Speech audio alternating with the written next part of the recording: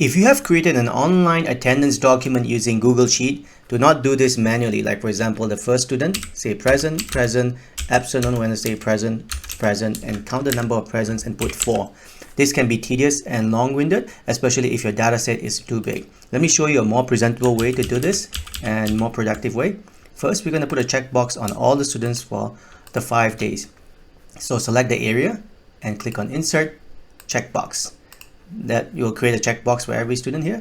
Next, we're going to include a formula to count, which is going to be a function called COUNTIF.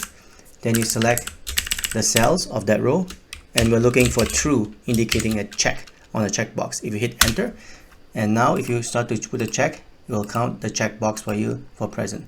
Then to apply the formula to all the students, just click the square box and drag. And now you can take attendance using Google Sheet online.